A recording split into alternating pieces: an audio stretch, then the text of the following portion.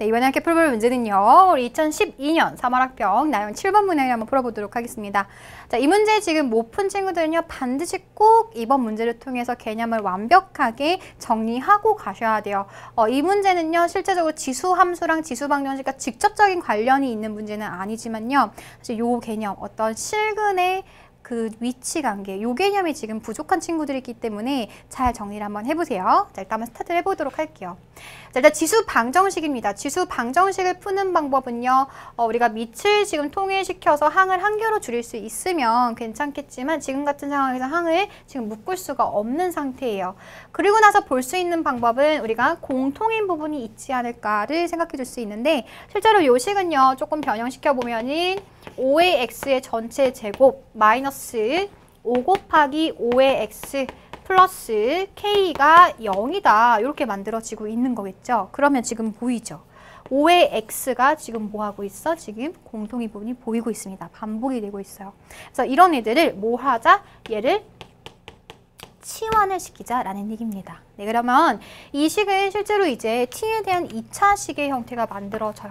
그러면 t제곱 마이너스 5t 플러스 k는 0이다. 이렇게 만들어질 건데요.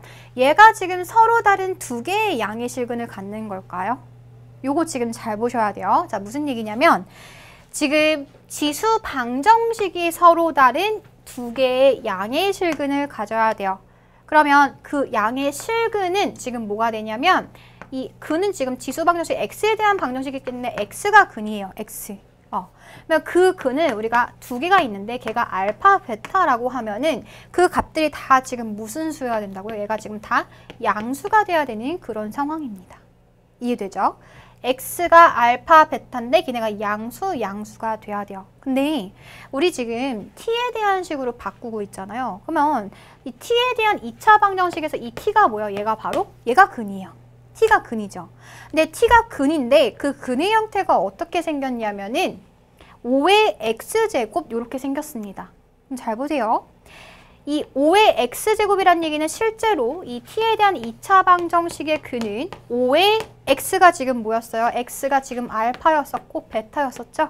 그쵸? 우리가 구하려는 t의 2차 방정식에서의 근은 5의 알파와 5의 베타의 형태가 지금 두 실근이 될 겁니다. 맞아요. 네, 근데 범위가 있었죠. 알파가 무슨 수라고요? 알파도 양수가 돼야 되고 베타도 양수가 돼야 돼요. 그러면 5의 알파는요? 5의 알파는 5의 0제곱보다 커야 되는 거니까 1보다 크게 될 거고요. 5의 베타도 5의 0제곱보다 큰 거니까 1보다 크게 됩니다.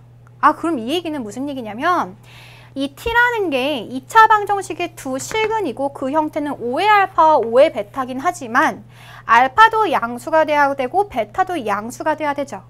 그러면 알파가 양수면 5의 알파는 1보다 크고 5의 베타는 1보다 커야 돼요. 얘네가 두 근이라며, 두 실근이라며. 그럼 무슨 근인 거야? 1보다 큰 두 실근이 된다는 얘기인 거예요. 네, 그래서 요 지금 논리 과정이 이해가 되셔야 됩니다. 알파, 베타는 x값이고요. 우리가 지금 생각하는 것은 t에 대한 2차 방정식, t가 지금 근인 건데 걔네들의 근은 1보다 큰 두 실근을 갖는 그런 상황이 된다는 얘기예요. 그래서 우리가 지금 판단해 주는 거 이제 완전히 달라졌죠. 이 2차 방정식이 1보다 큰 두 실근을 갖고 싶다, 그 얘기입니다. 자, 그러면 여기서 필요한 개념이 바로 뭐냐면요. 어떤 실근의 위치 관계를 주는 문제예요. 어떤 식에서? 2차 방정식에서요. 자, 지금 실근이 두 실근이 1보다 크다 그랬죠? 그러니까 우리가 2차 방정식과 2차 함수는 뗄 수가 없거든요.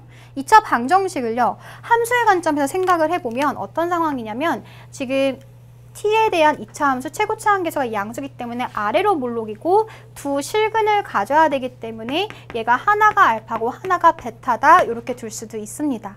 그리고 지금 알파, 베타가 지금 문제에서 다시 보면은 서로 달라야 돼요.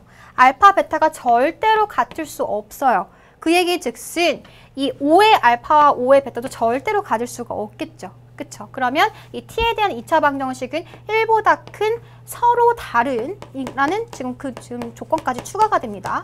서로 다른 두 실근을 갖게 되는 거예요. 네, 그래서 알파, 베타 무조건 두 점에서 만날 수밖에 없는데 그 근의 위치가 어떻게 돼야 되냐면요. 걔네들이 다 뭐 해야 돼? 1보다 커야 돼요.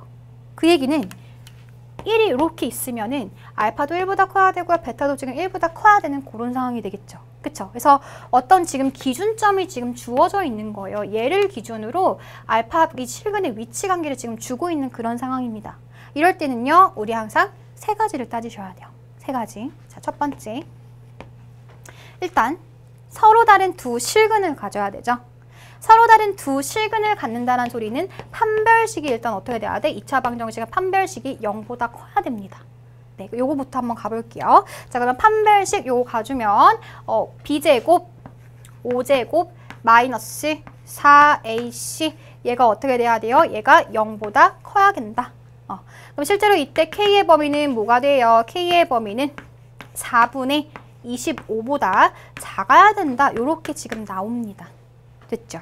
자, 하지만 여기서 끝나면 안 돼요. 판별식이 0보다 크다라는 것은요. 우리가 위치 관계를 고려하지 않은 거예요. 1이 여기 있을 수도 있고 여기 있을 수도 있고 여기 있을 수도 있어요. 그쵸? 여기서 끝나면 안 돼요. 그럼 두 번째는요. 우리가 축의 방정식의 위치를 고려합니다. 축의 방정식이요. 축의 방정식은요. 지금 잘 보시면 요게 지금 정 가운데 있는 요 값이 지금 축의 방정식일 건데 걔가 항상 1보다 어때야 돼? 걔가 항상 1보다 커야 돼요. 근데 지금 문제에서는요. 축의 방정식이 이미 세팅이 되어 있어요. 그건 어떻게 보면 되냐면 2차항의 계수와 1차항의 계수가 완벽하게 알고 있거나 혹은 같은 문자로 이루어져 있으면요. 약분이 돼가지고 우리가 이 축의 방정식 구할 수 있습니다. 얘는 우리가 마이너스 2a분의 b 이렇게 계산하잖아요. ax제곱 더하기 bx 더하기 c였었을 때. 그쵸? 근데 지금 문제에서는 얘는 마이너스 2 곱하기 1분의 마이너스 5가 되는 거니까 2분의 5 이렇게 지금 위치가 되어 있어요. 그러니까 뭐를 따지면 되냐면 이 축의 방정식이 얘보다 1을 기준으로 얘보다 항상 어때야 돼? 큰 쪽에 놓여야겠죠. 그쵸? 그래서 얘가 항상 지금 우리가 기준이 되는 요 1보다 커야겠다. 요거를 또 우리가 조건을 생각해 줘야 된다는 얘기예요. 근데 이 문제에서는 지금 축의 방정식이 고려를 해주고 있기 때문에 얘는 직접 고려를 안 해도 되는 그런 상황이 됩니다. 이미 정해져 있으니까 1보다 큰지만 확인만 하시면 돼요. 네. 그럼 이제 마지막 세 번째는 뭐냐면요. 판별식 따졌고요. 그다음에 축의 방정식 따졌어요.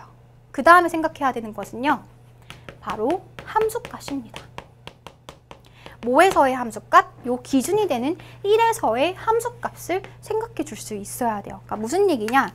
우리가 만약에 얘를 따지지 않는다라고 한다면 자, 2차 함수가 서로 다른 두 실근을 가져요. 그쵸? 알파, 베타 가질 건데 걔네들이 지금 1보다 지금 큰 쪽에 있어야 되는 거죠. 근데 이렇게 될 수도 있거든요. 예를 들어서 축도 지금 1보다 크고 그 다음에 판별식도 지금 0보다 크다를 만족하는데 1이 이렇게 있을 수도 있잖아요. 그쵸? 1이 이렇게 있으면은 우리가 원하는 두 실근이 다 1보다 크다라는 조건에 만족하지가 않죠. 축도 1보다 크고요. 판별식 서로 다른 두 실근을 갖는데 1이 이렇게 있어버리면은 우리가 원하는 알파, 베타가 1보다 큰 상황이 안 됩니다. 그러면 이 함수값 f에다가 1을 넣은 이 함수값이 항상 무슨 수가 돼야 돼? 지금 요 두 그림의 차이는 뭐예요? 1을 넣었을 땐 얘는 음수가 되는 그런 상황이 되는 거고 그 다음에 얘는 1을 넣었을 때 지금 양수가 되는 그런 상황이 되는 거겠죠? 그쵸? 그래서 그걸 또 확인하셔야 돼요. f의 값이 0보다 커야 된다. 네. 그래서 f1이 0보다 커 1 갖다 집어넣어주면 1 마이너스 5 플러스 k가 0보다 커야 된다. 따라서 k의 범위는 실제로 4보다 어때야 돼요? 커야 됩니다. 네, 그래서 요거 세 개를 동시에 만족시켜야지만이 우리가 원하는 그 1보다 큰 서로 다른 두 실근을 갖는 그런 상황이 되기 때문에 최종적으로 K의 범위는 어떻게 돼요? K는 4보다 크고요. 그 다음에 아까 4분의 25보다는 어때야 된다? 작아야 된다. 요거인 거죠. 그쵸? 그러면 요 사이에 있는 우리 정수 K의 개수를 구하라고 했으니까 4분의 25는 얘는 대충 6점 땡땡이잖아요. 그쵸? 그래서 우리가 원하는 정수 K는 5와 6이 돼서 정답은 2개가 되겠다. 이렇게 가셔야 됩니다. 네. 따라서 이런 2차 방정식의 실근의 위치 관계에 대한 문제가 지수 방정식에서 굉장히 많이 물어봐요. 그랬을 때는 항상 명확하게 우리가 t에 대한 식에서 그 실근의 좀 구체적으로 좀 어떤 지금 조건을 갖고 있어야 되는지를 꼭 명확하게 밝히세요. 네, 알파, 베타는 x 값이고요. 우리가 지금 고려해야 되는 것은 t 값입니다. 네, 그래서 쌤이 좀 개념을 설명을 했는데 우리가 그리고 2차 방정식의 실근의 위치 관계, 뭐 1보다 크다, 뭐 2보다 크다, 2보다 작다, 아니면 뭐 1과 3 사이에 있다. 이런 것들을 물어봤을 때는요. 세 가지를 기억하시면 됩니다. 먼저 판별식 따져주셔야 되고요.